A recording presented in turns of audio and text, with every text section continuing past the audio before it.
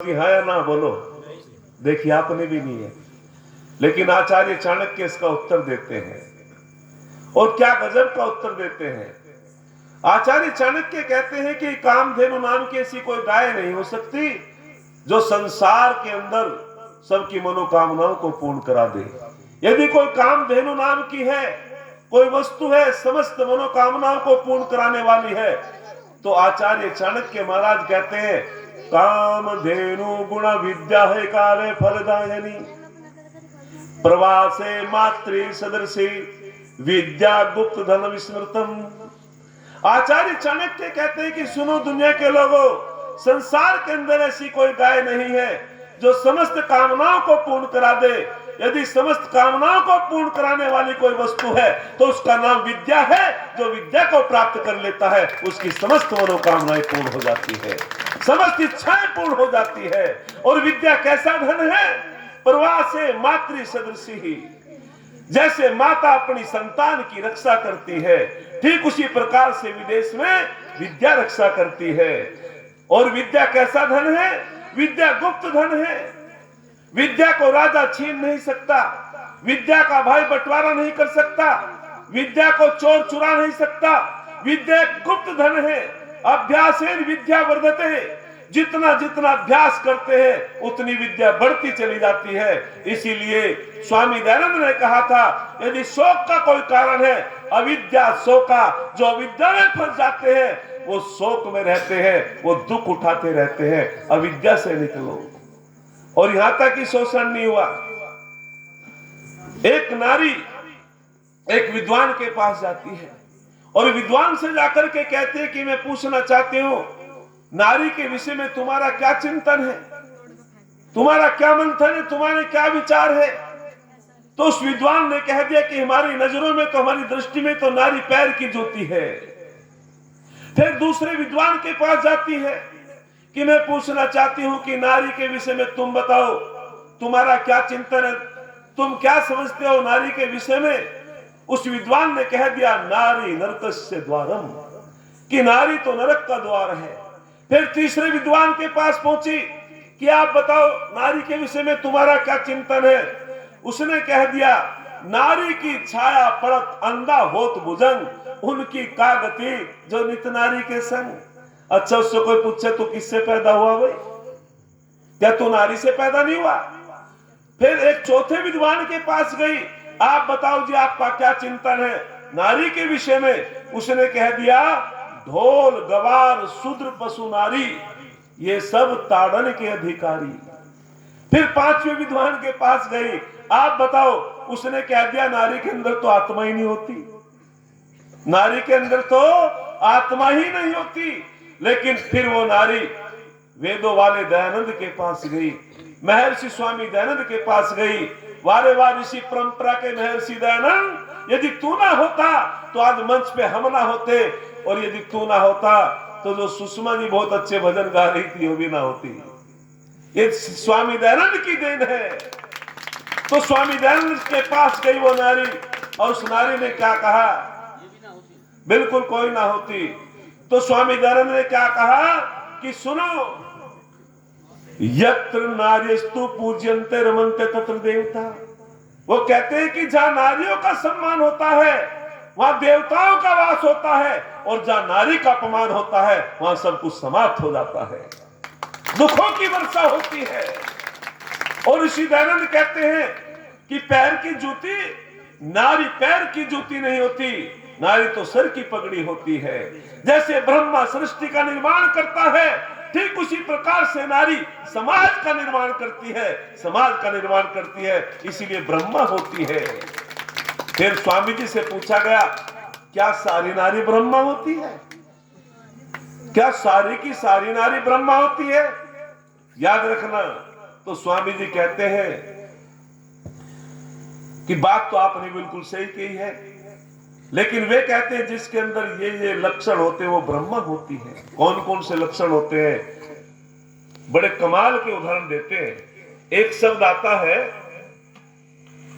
सुसमकासा, ये वेदों में नाम है जी नारियों की, सुसमकासा।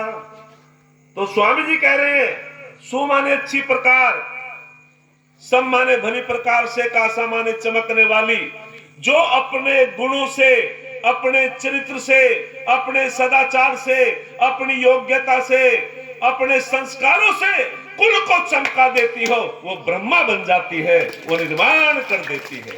सुसम कासा।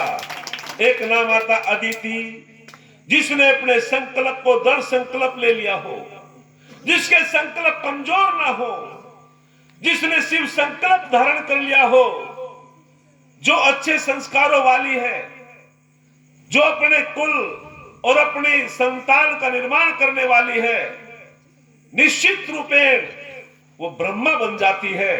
और जिसका संकल्प कमजोर होता है वो ब्रह्मा नहीं होती भाई। और एक शब्द और सुना होगा, सरस्वती, ये वेदों के शब्द हैं। अच्छा, महर्षि दयानंद बोल दो, स्वामी श्रद्धानंद सरस्वती, एक नाम आता है सरस्वती। तो सरस्वती क्यों लगा इनके नाम के पीछे? तो कमाल की व्याख्या की गई है शास्त्रकारों ने। सरस्वती, अच्छा सरस्वती का वाहन क्या है बोलो? है जी, हंस। किसने बोला? ताली बजाओ इन बच्चों के नाम, बहुत बड़ी। सरस्वती का जो वाहन है वो हंस है। अच्छा क्यों? सरस्वती का वाहन हंस इसलिए है, हंस एक ऐसा जीव है, ऐसा प्राणी है जो दूध का दूध और पानी का पानी कर देता है।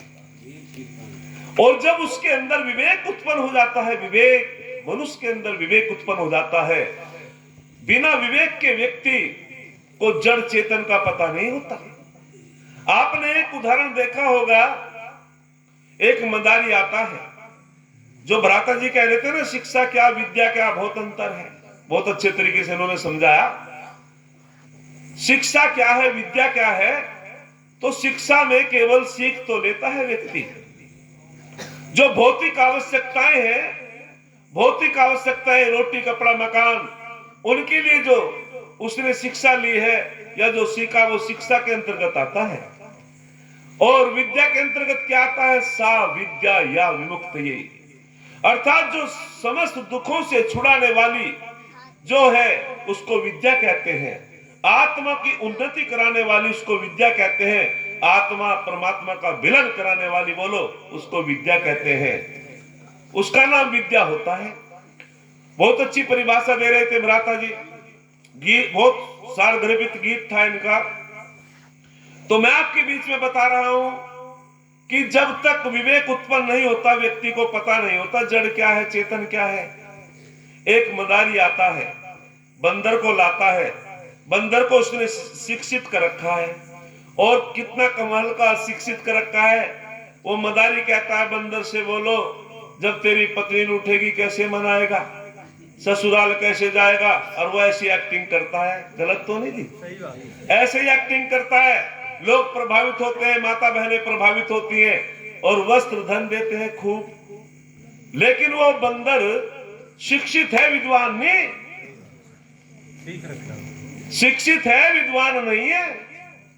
उसको विवेक नहीं, उसको ये पता नहीं कि तेरे इस नृत्य से, तेरे इस नाटक से जो तू कार्य करता है, ये धन मिलता है, अन्न मिलता है, वस्त्र मिलते हैं। यदि बंदर को ये विवेक उत्पन्न हो जाए तो उसी दिन मदारी को छोड़ देगा और अपना ट्रेनिंग सेंटर अलग खोल लेगा। है जी? शिक्षित है लेकिन विद्वान नहीं है, विवेक नहीं उसके अंदर। तो इसीलिए सरस्वती, अरे जिसकी जिव्या पर विवेक रूपी ज्ञान का नृत्य करता हो वो सरस्वती होता है, उसकी वाणी सरस्वती होती है। जिसकी जिह्वा पर वेदानुकूल विशुद्ध ज्ञान नृत्य करता हो, सत्यम वे देवा अनृतम मनुष्य, जो केवल सत्य बोलता हो उसको सरस्वती की उपाधि मिलती है। तो मेरे दयानंद ने भी सत्य बोला इसलिए सरस्वती बन गया, दर्शनानंद ने भी सत्य बोला सरस्वती बन गया। हंस उसका इसलिए वाहन है सरस्वती का क्योंकि हंस दूध का दूध पानी का पानी कर देता है, और जो दूध का दूध पानी का पानी कर देता है, जिसके अंदर विवेक होता है, निश्चित रूप में उसका वो वाहन होता है। तो इसीलिए सरस्वती का वाहन हंस है, क्योंकि उसमें वो क्षमता दी है परमपिता परमात्मा ने। गलत क्या है, सही क्या है, दूध क्या है, पानी क्या है, इसलिए वो सरस्वती का वाहन है।